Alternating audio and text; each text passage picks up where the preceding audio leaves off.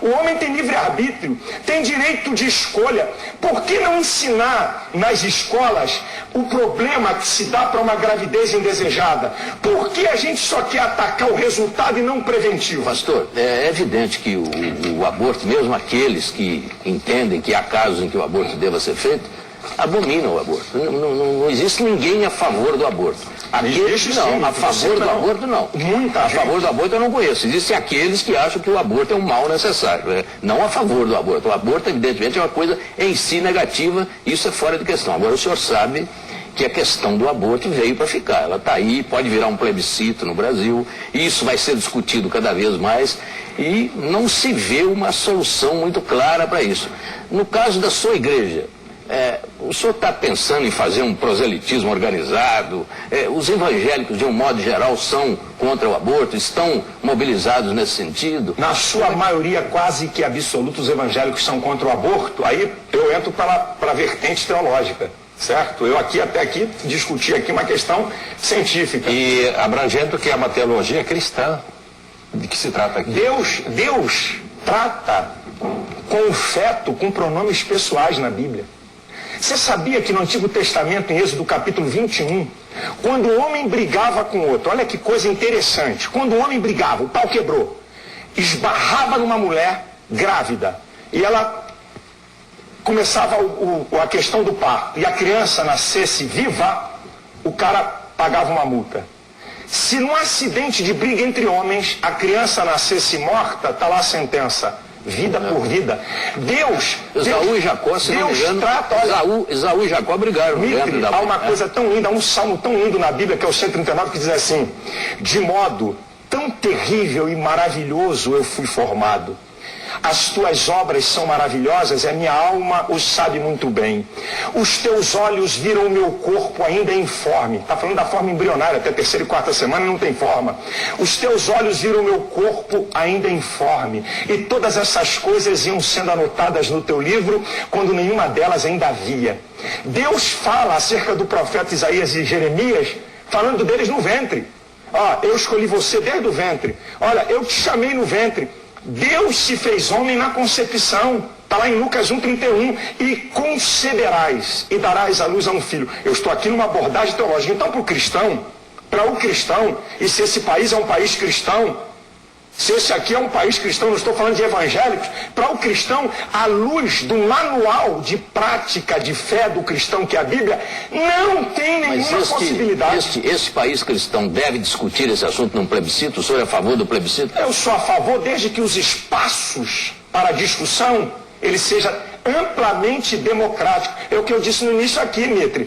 Se tudo que a emissora fizesse o que a Band faz, para que as pessoas possam ouvir o outro lado. Agora eu pego páginas de jornal que vem 3 páginas na defesa do aborto e 1/4 para um padre ou um pastor com apenas um aspecto religioso sem nenhum valor. Essa que é a questão, Mitre. Se vai ter um espaço real e democrático. Outra coisa, Mitre, eu queria fazer o seguinte: eu queria que botassem para que toda mulher visse o filme O Grito Silencioso, a luta de um feto para não morrer. E é uma coisa que eu falo assim, é tão estúpido o que eu vou dizer. O aborto é necessário. Vamos fazer o seguinte: deixa a criança nascer e entrega um porrete à mãe e diz assim: olha, minha filha, tá aqui, mata. Pronto, fica tranquilo. Olha, deixa a criança nascer, dá um porrete na tua mão, você não quer o filho, e você dá uma paulada na cabeça. O ser humano, ele esconde as suas mazelas, isso é, aquilo que eu não vejo, eu não sou responsável. Esse é o grande engano. Eu não estou vendo, então eu não sou responsável.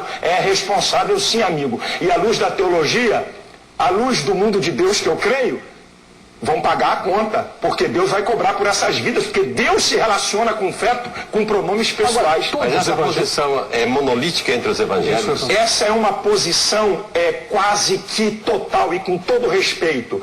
Quem não tem essa posição no meio evangélico é um verdadeiro ignorante teológico. Porque quando a gente leva para o lado científico, é uma história. No lado teológico, é tão firme, é tão forte a questão da vida, que não existe negócio, não tem conversa. Pois é, mas eu já ouvi alguns pastores evangélicos defenderem uma posição diferente da do senhor. É né? porque com certeza são os verdadeiros ignorantes teológicos, porque eu estou citando a Bíblia, estou citando o texto, estou dizendo aqui coisas, então é só pegar a Bíblia e ver. Você pega o Salmo 139 da Bíblia, tanto faz católico evangélico, a Bíblia mesma, leia o Salmo 139, o que Deus fala da vida.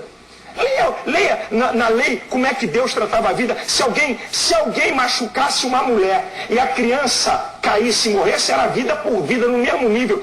No hebraico, a mesma palavra para feto, para criança pequena e para menino, é usada a mesma palavra. Deus considera a mesma coisa. Pastor, mas só para encerrar, porque o Jamil já está olhando com cara feia para mim aqui, mas a pílula anticoncepcional, o senhor acha que é um caminho para não chegar a essa... Eu sou a favor do planejamento familiar, eu sou a favor que se dê a pílula anticoncepcional. Vida começa na concepção. E a pílula do dia seguinte? Aí já é um tema abortivo. Já há uma discussão abortiva. A questão é a seguinte, não é o pastor nem a teologia. A vida começa na concepção. Mitre, sabe qual é a diferença entre eu e o óvulo fecundado? Vocês e o óvulo fecundado? O tempo e a nutrição. Essa é a única diferença. Eu tenho 49 anos e o óvulo fecundado tem 1 semana, 3 dias, 1 mês. A diferença é que eu como feijão e arroz, ele está em simbiose com a mãe. Essa que é a questão. E quero deixar bem claro aqui.